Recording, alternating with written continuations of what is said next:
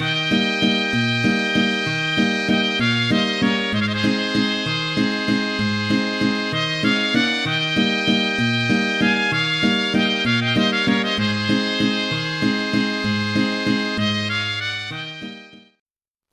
we are now recording. Welcome to the London show. Been a while since we've done one of these. Had a bit of a hiatus, but we are back now. And we can be as loud as we want, because nobody is trying to sleep right now. Yes, because that's something our audience needed to know. We record when people are sleeping. Well, I mean, when do you record? When do normal people record? In their recording booths, which are set up specifically for recording. We've got a pretty good booth right now. I'm gonna John Wilkshire booth. Okay, people. Yeah, this is probably one of the nicest setups we've had. Yes. All things considered. Our title card for the London show has us in a blanket fort. You'll have to update it. Yes. Those were the better recording booths, in my opinion. Oh, you like the blanket fort? Classic Koplaidr, if you will. Yeah. Well, yeah. Back before we sold out. Oh, all the sponsorships. And Today's episode of Koplaidr is brought to you by Blue. The color. And the number 3. They're really great. We wanted to just give a shout out to them. Thank you. Thank you for all you do to contribute. All the backgrounds in the talking points in London shows are blue. Huge contribution there. 3. We do things in 3. There are 3 of us. There's 3 of us. And You know, I really like that episode of Star Trek The Next Generation that 3 sponsored. You remember that one where the Enterprise kept blowing up? And they sent a bunch of 3s back because that was how they had to shoehorn them in for the sponsorship. Oh, man, that was a pretty clever sponsorship. It was, wasn't it? So the reason we're doing this tonight, Richard, is because you wanted to talk about New Mexico drivers. Well, yes. You see, we've driven a lot of places in this world. Kansas City, South Dakota, Provo, Dallas, and most recently we've added to the list Albuquerque, New Mexico. When you say New Mexico, you think, oh, it's just this far-off land, distant from everywhere. But there are people here, and they don't know how to drive. Well, I think the radiation and the aliens have something to do with that. Possibly. Oh, yeah. Yeah, we got aliens and nuclear testing. It's just...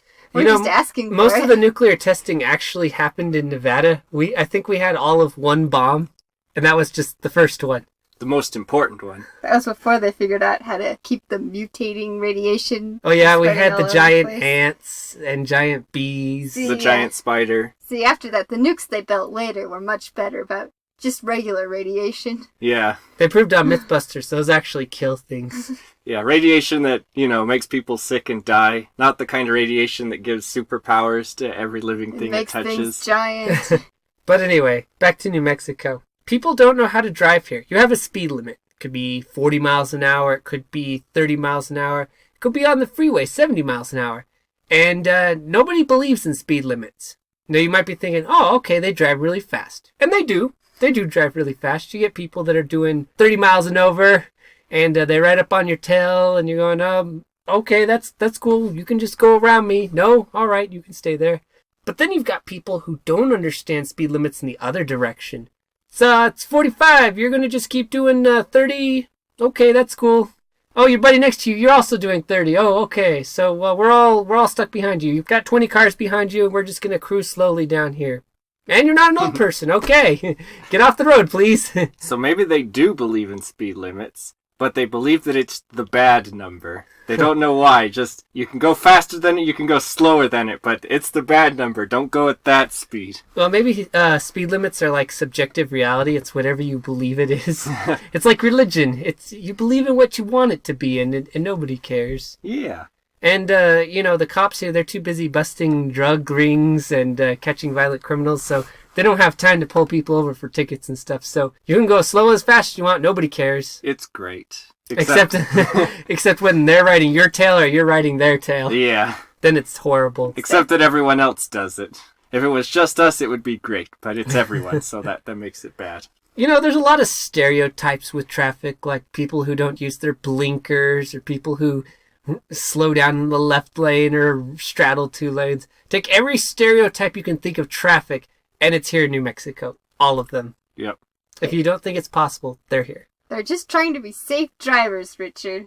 No, they are not. They're trying to live in their little reality, whatever If I it is. go slow, nobody will get hurt. If I go fast, nobody will get hurt.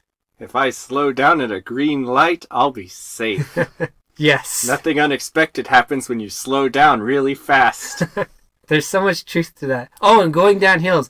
Brake when you're going down hills because you don't want something dangerous to happen on the hill. Oh, yes. Or going around turns. Oh, turns. That's 90% of all deaths happen at turns. Mm-hmm. Take those things as slow as possible.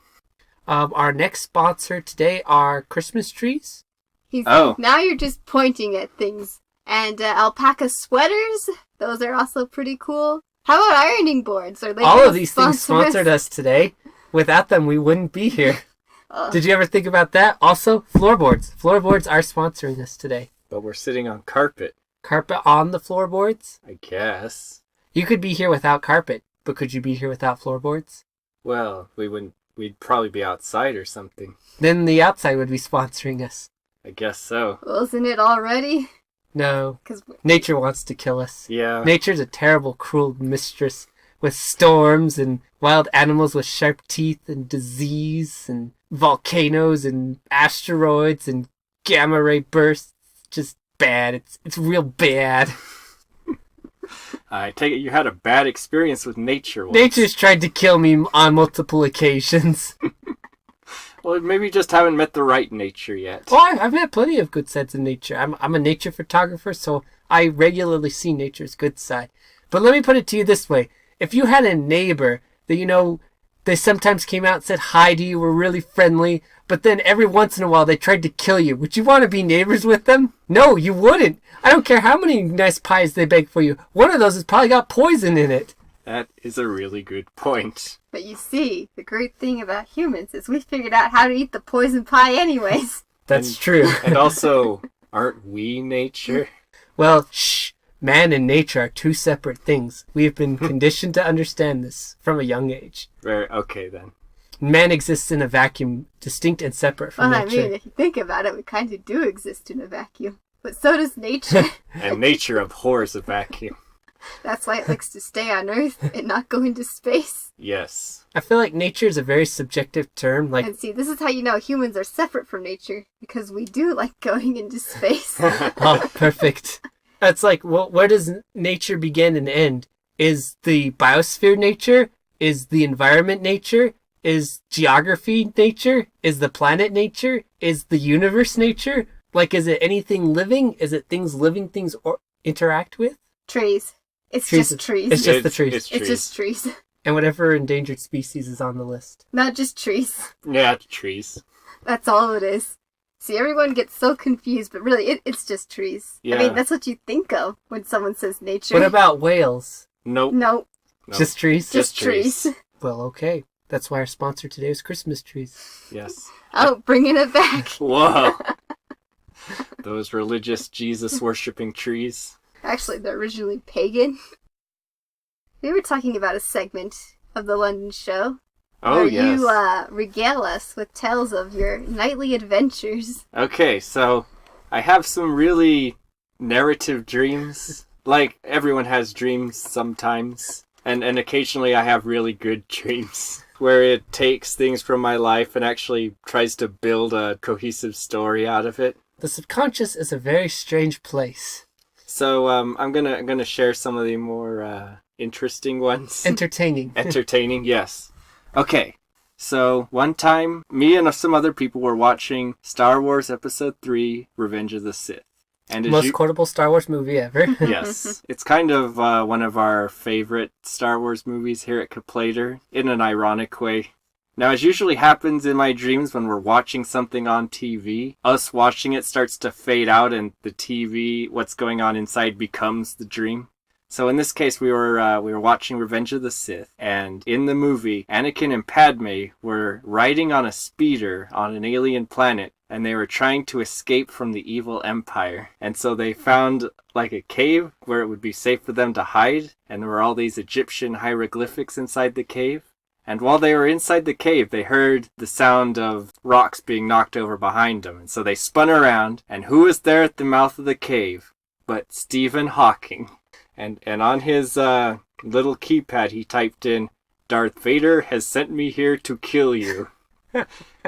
It's like how Darth Vader is hunting Anakin and hiring Don't think Stephen about Hawking it. as a bounty hunter. This is the great thing about dreams is there doesn't have to be any logic or reason or rhyme to it. It can just take anything you've experienced in the real world and turn it into a narrative. Yes.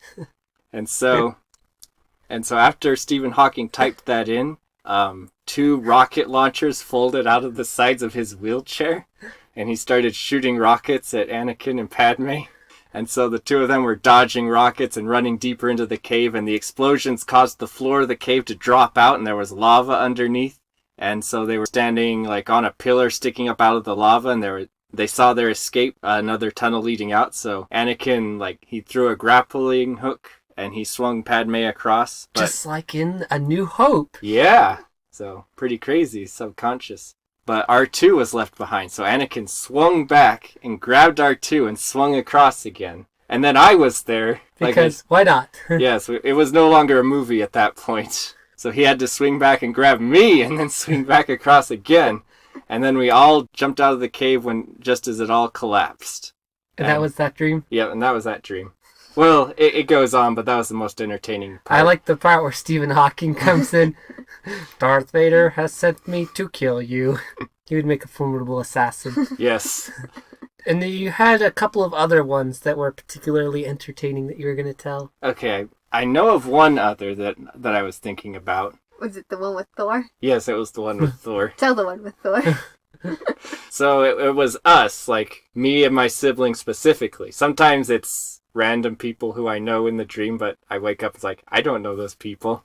But in this case, it was definitely me and you guys. And we were breaking into a freelancer base, from the internet show Red vs. Blue. Who are not our sponsors today, but you could be if you wanted to. Get on the list. You'll have to be pretty far down. You're going to be behind the color red and the number 12. Oh, 12's sponsoring us? I like that number. Well, we're not sure. We're still working things out. Okay. But hopefully. Might have to cut this part. So so you're infiltrating. So is it the 3 of us, or who all is there? It might be all of us, all 5 of us siblings. All 5. So Christopher and Thomas, as well as Us 3. Us 3. And we're there looking for a rare Pokemon that they're keeping in containment for some reason. I love how you have a dream about Pokemon where Pokemon has virtually been non-existent from our lives. It's more of a part of our lives because it's a part of other people's lives. Because it's pop culture. Yeah. We grew up in the prime time for it, but never got into it. Never got the video games or the cards or anything. So, do you know which Pokemon specifically you were looking for? Was it Charizard? I bet it was Charizard. It was supposed to be a really rare one. Okay, It so was probably Charizard. a made-up one. Yeah, probably a made-up one. Is that the only one you know, Richard? There's also, what is it? Mewtwo? Mewtwo? There's Mew, and then Mew's clone, Mewtwo. Mewtwo. Mew is the primordial Pokemon that all others are descended from. And Mewtwo is one created by scientists because they were trying to create the ultimate Pokemon. I know all this honest game trailer Pokemon names that aren't real. Think Mewtwo in the anime is the one that can talk? Not all Pokemon say their name when they're talking. That and Meowth can talk. Oh, is it Meowth? Yeah, Meowth. Is that the one that Team Rocket has? Yeah, he's the one then with Meowth. Team Rocket. Oh my gosh, why are we having a talk about Pokemon? We don't even... We don't even go here. Okay, so you're breaking into a freelancer base, looking for a rare Pokemon. Yes. We were at the top of a staircase, and we came around the corner, and at the bottom of the stairs was Thor. He was working for the freelancers, and he pulled out a machine gun and started shooting at us. So we all ducked for cover, and we needed to get by that staircase, but he was still at the bottom, firing a continuous stream of bullets up at us. It's those Asgard machine guns. Yep. I said, how are we going to get around him? He said, we'll send our dog down. Because it turned out our dog, Sandy, was with us. And we said, okay, Sandy, go down there and get him. So Sandy ran down the stairs, and Thor said, oh, hello, dog. And he stopped shooting, and so we all ran past. Because he was distracted by our dog. Yep. Because Thor's a dog lover, as we all know. Well, I mean, of course he is. So, then what happened? So we got outside of the building we were in, the warehouse, and we were on the compound grounds. and we saw a treehouse in the far corner, and the Pokemon we were looking for was up in the treehouse. But then a bunch of freelancers jumped out, and they were going to stop us, and then you, Richard, you got between us and them and said, "You get the Pokemon, I'll fend them off." Oh my. So we left you behind, and we ran across the base into the treehouse, and we got the Pokemon, and that's where the dream ended. But we got That was like Pokemon. Dream, the pop culture awakens right there. Did you have any others that you were thinking about? I can't think of any we right should now. save them for later shows. We'll have to do Robert's Dreams, a tale. But before I forget, we were going to do Cinema Corner. Yes. Woo! There were a couple things. You guys wanted to talk about Alien Covenant? Yeah. Now, this is going to be funny because we didn't actually see Alien Covenant, but we have very strong feelings about it.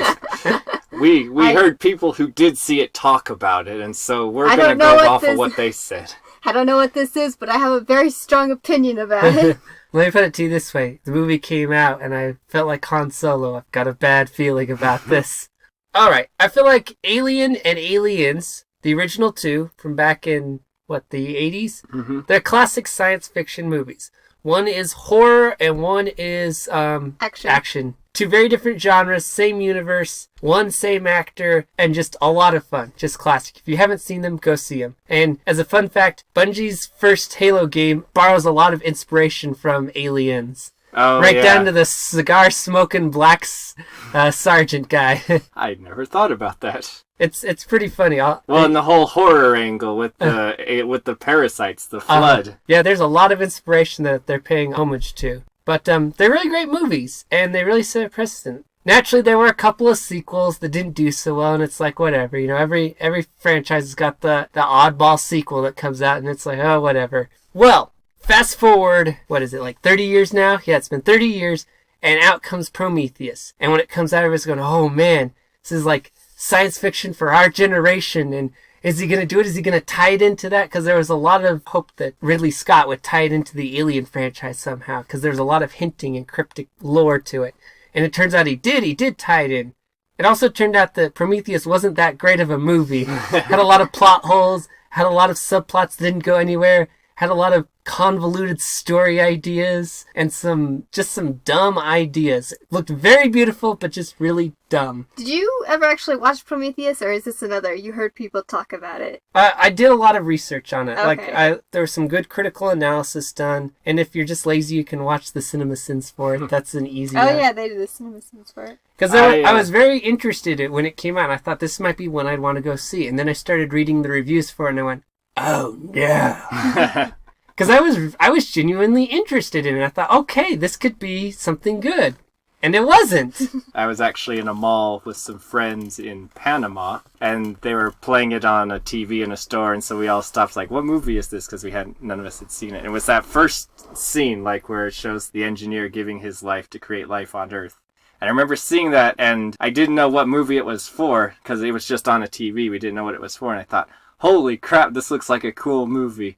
And then I found out later on it was part of the Alien franchise, and I thought, oh, it would have been cooler on its own.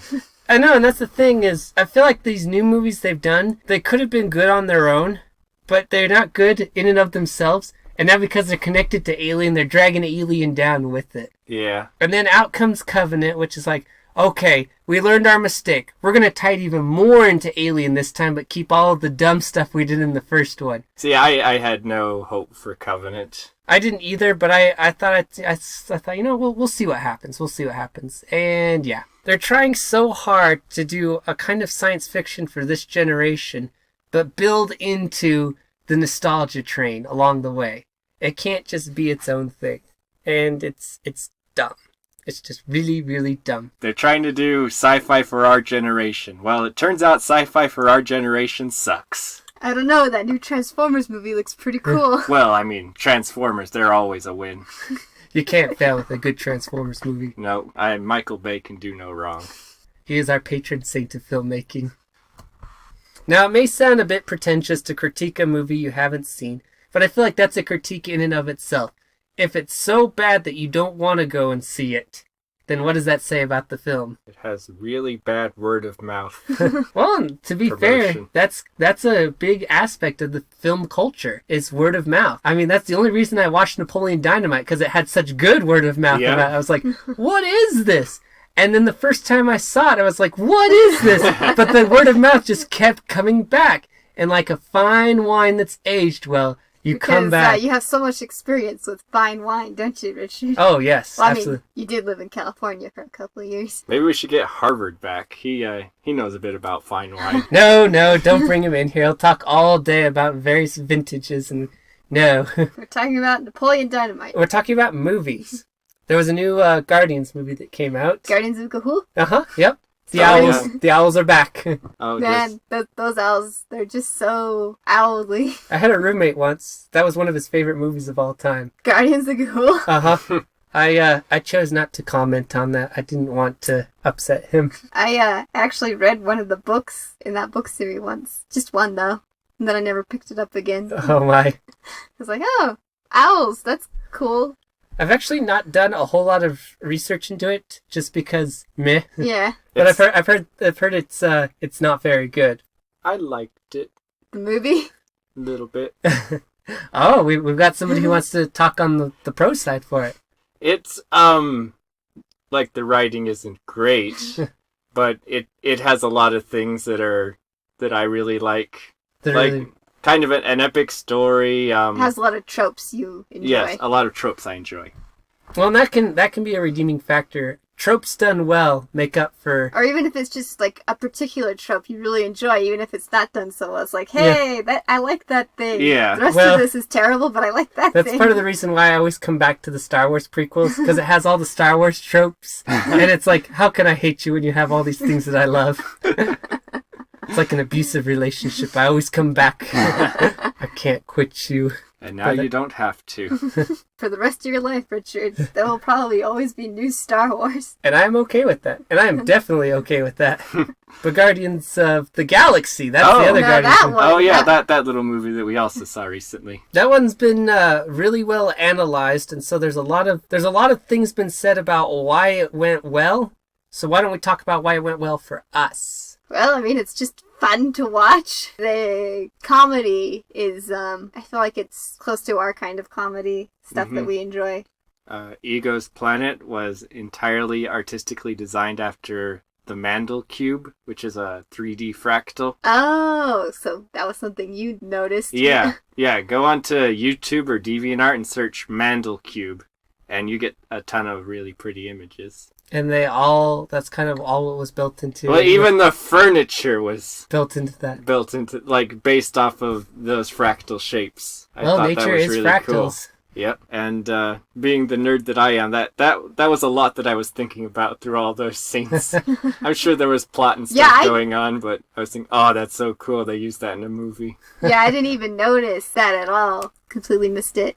Something about Guardians of the Galaxy that I feel like other Marvel movies don't have as much is it was a very colorful movie. It was very colorful, very vibrant. Very bright, very interesting to look at. Uh-huh. Very Yeah. dynamic. Everything that happened on scene was it was like eye candy. Mhm. Like even the Ravager ship, like everything that you're seeing on there is very interesting to look at. Yeah, I feel like that's not really something you see in other Marvel movies. Like the superheroes themselves, they have some color, but like the world around them is just bland Doctor Strange was cool because Yeah. they took like the normal world and made it, because they turned it into a kaleidoscope. turned it into a kaleidoscope. Yep. There was a lot more color in Doctor Strange. Thor: The Dark World was intent on getting rid of as much color as possible whenever they could. No, make it more muted, more bland. And that's too bad because that's what I loved about the first Thor movie was the whole design of Asgard. Asgard. They had a rainbow bridge. They did. Wonder if they ever race carts on it. They'd probably fall off a lot. Well, you know, Loki likes sending blue shells. Well, and actually, that was something they did well in the first Avengers movie. That was another fairly colorful movie, very vibrant. Okay. Age of Ultron had its moments. I feel like everything in Africa that they did, those scenes there were really colorful. Korea, not so much. Well, I mean, that final scene in the city, that was just kind Yeah, of... that was also very muted. Not as much color. I don't know, yeah. Color. Yeah, but Guardians is always just extremely bright and interesting, and they really make use of their medium. Uh-huh. I bet the artists who get onto that job probably love it. That's kind of like a dream job is Yeah. to do one of those movies where they let you go wild. You're not touching up a helicopter or making sure a building is exploding right. You're designing spaceships and And a giant fractal planet, apparently. yes. And you're doing it all to really catchy, nostalgic music. Uh-huh. Yeah, it's something where you can tell everybody put in their love into it. Well, and it's a setting that lends itself really well to that. Well, I think Guardians of the Galaxy is a triumph of film genre that's not really exploded in Hollywood, and that is taking fun subject materials, fun characters, fun ideas, fun visuals, and then stirring it all together. Sometimes Hollywood gets that, sometimes, but not often. You're allowed to have fun in movies still. Sometimes they, instead of playing with tropes, they play with cliches, because cliches are guaranteed money makers. So it's about being bold and taking risks Uh-huh. as well. Yeah, and another thing I feel Guardians has going for it is it's very lighthearted and funny, but it also is willing to have more emotional moments. Uh-huh. So it's like, you like these characters a lot, and then they have these moments where it's like they're relatable human characters, and that, I don't know, I feel like that makes the fun more fun. Well, I feel like because they're relatable and lighthearted, then it adds dramatic weight, because you see these characters interacting in these ways, and so that creates stakes. And then when that's threatened, you go, oh no, these characters I've had all this fun with, they're threatened. I Yeah. feel stakes there. Yeah, and I feel like they don't overdo it with the dramatic stakes. They don't try to drag it into drama. Uh-huh. And things are going terrible. They give you just enough to make it emotionally investing. Yeah, the pacing really helps with that too. It stays pretty fast and plot driven. There was a moment where Gamora and Nebula are fighting on Ego's planet, and you can tell it's just purely siblings fighting. And then they get over and they're like, we're good, yeah, we're good. Yeah. It's like, yep, that's siblings right there.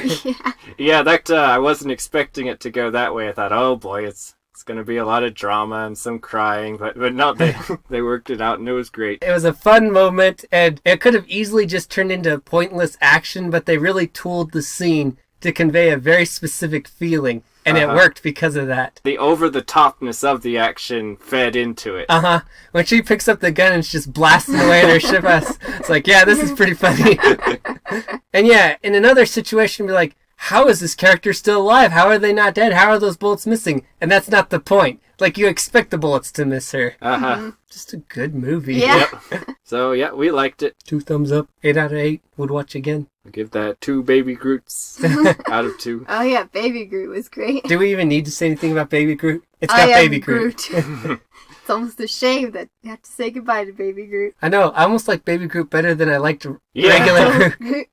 See, I like this Groot better than first movie Groot. I mean, first movie Groot was good. Don't get me Oh, wrong. the first movie Groot was great. How are you gonna beat Baby Groot though? Just that opening. that was a pretty good opening. Well, I liked it when he was on the Ravager ship. Can I squish it? No, it's too adorable. Take him to the tailor. Get him suited up. You can't kill him. He's too adorable. Where did you get a toe? Yeah, they had a lot of really great one-liners and gags in that.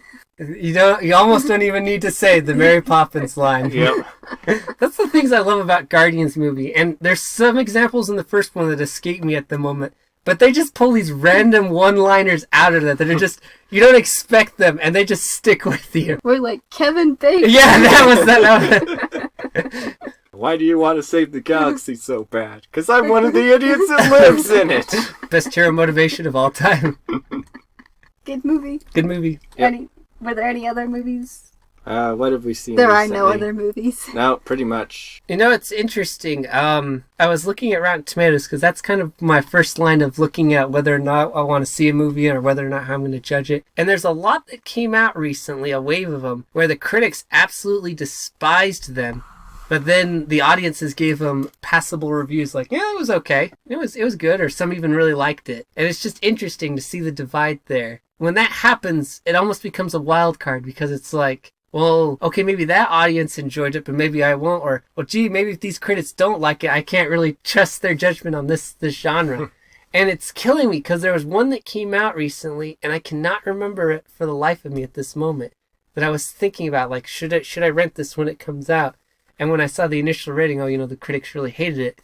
Then I saw, but audiences kind of liked it. And what it was. It's escaping me right now. It wasn't Baywatch. I know that one. It wasn't the Baywatch Oh, movie. what? I don't know how anyone could hate that one. It's I got, haven't seen it, but I know it's a win. it's got The Rock in it. We've got some opportunities for some films coming out this summer. We've got a new Spider-Man movie.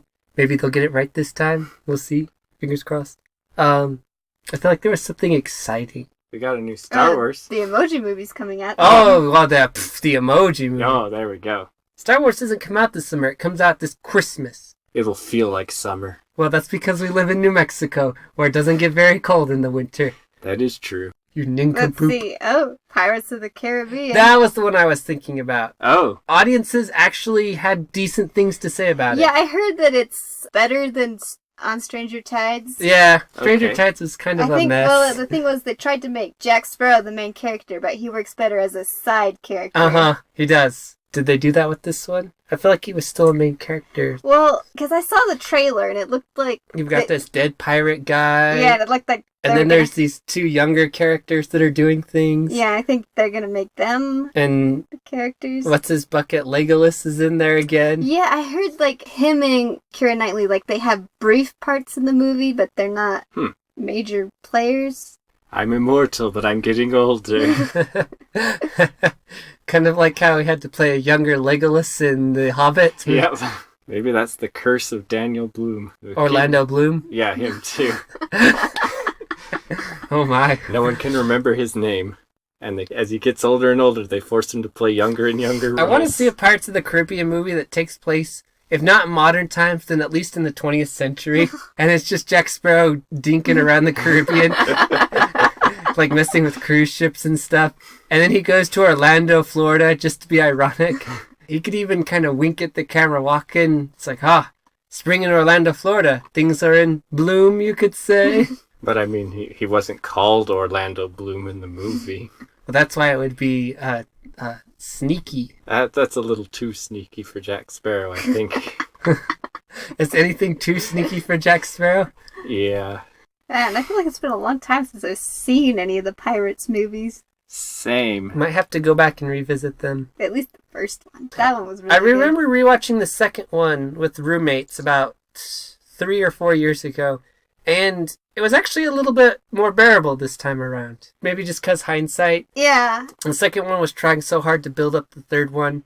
And Well, yeah, that's after the problem with once you decide you're going to do a trilogy, like, the second movie tends to suffer. Yeah. And, Curse you, Tolkien. You should have kept it at 2. well, see, He started it. now he was planning a trilogy from the beginning. See, this is where they make one movie, it does really well, and we're like, okay, we're going to do 2 more. No, he was planning to do 2 books, and a colleague said you can't fit that much story into 2 books. So he split it into a third. That's kind of actually what happened with Halo. They said, we're going to fit all this material into Halo 2. And then their engine crashed. They went, oh crap, we can't. So they created a pointless cliffhanger that resulted in millions buying Halo 3 upon its release. Do we have the Pirates DVDs? No, No, Okay. we don't actually own this. What if they have it in a bargain bin? probably. Probably. Maybe Thomas can get it for free on Amazon Prime. He's very good about that. Anyway, I think we should be winding down now. Yeah, we've been going for 40 minutes. Oh man, you're going to have to trim that down to size. Oh, Oh, you can leave it long. It's a podcast. yeah, it's a pod. There's some that go up to 3 hours. Oh my gosh, who would listen to such a thing? Uh, Why are you still listening to us, audience? Well, I Because they mean, the like numbers say that they're not. Oh, They oh just my. really like what we have to say, okay? They cut out at different points, huh? And Yeah. the thing about podcasts is people usually listen to them while they're doing other things. Yes. So it's like you could put something on like while you're doing your laundry or something, and Are you doing your laundry right now, audience? Leave a comment. What are you doing as you listen to your or podcast? you're going running or something, and it's like, oh, I guess 3 hours just passed. That's how they do it. Yep. But, yeah, I'm surprised you don't listen to stuff while playing City Skylines. I don't play City Skylines that much. Oh. Oh, Well, why don't you listen to stuff while you're doing your writing? Because that's distracting. Like music is one thing, but people talking, I feel like that's I have to pay attention to what the people are talking about. I can't even listen to music. Not because it ruins the writing, but because I stopped paying attention to the music. You still do writing. I write stuff. now and then. You don't listen An to idea music comes to me. while you write because you can't pay attention to it? Yeah, and I subconsciously acclimate to the song, so then when I listen to it for listening, I can't anymore because I don't like it. Really? Yeah. Huh, interesting. Weird, because I feel like music really helps me focus. I have various thematic playlists that I use for different times in writing. And then I forget things, so I can listen to a song like, oh, maybe I listened to this while writing, but I don't remember, so music. Well, yeah, that's the thing for me. Like, when I get really into writing, I'm not really paying attention to the music so much as what I'm writing. And Uh-huh. music's good for just helping me focus, because, I don't know, it helps. I guess Robert just subscribes to Patrick Starr's philosophy. Which one is that? Music isn't good either. Although the strange thing is I like to use music when I'm thinking about the story. Oh, when you're brainstorming. Yeah, I have tracks to like incur a specific mood. Mm-hmm. I think there's a 2 Steps from Hell song for every conceivable plot point. Yes. Yes, there is. Is there anything 2 Steps from Hell can't make music for? I don't know. I bet they would even do well with the Sound of Music. Well, they go from big orchestra to dubstep. So look up All's Hell That Ends Well. That's just a beautiful title. Is that from their percussion album? I'm not sure which album it's from. It's an oldie. Because they have one with, it's all like heavy percussion songs, and those are all really good. Wait, this episode was sponsored by something. Jacket Co. Jacket Co. For all your jacket needs. Robert. No. Yeah. This episode was sponsored by Red Baron's Pizza. Oh. A real, you can't list a real product. Well, it wasn't sponsored by it, but it did feed us. So in a way, it did kind of sponsor us. I think I was... We sponsored them by giving them our money. Yes. And Smith's. They take our money a lot, too. And that shady guy down the street, he takes my money sometimes. Oh, you go to him, too? Yeah. Well, he comes to me. Does he sell you fidget spinners? No, he just takes my money. Okay, I'm hitting the stop now. I'm ending this transmission. Good heavens!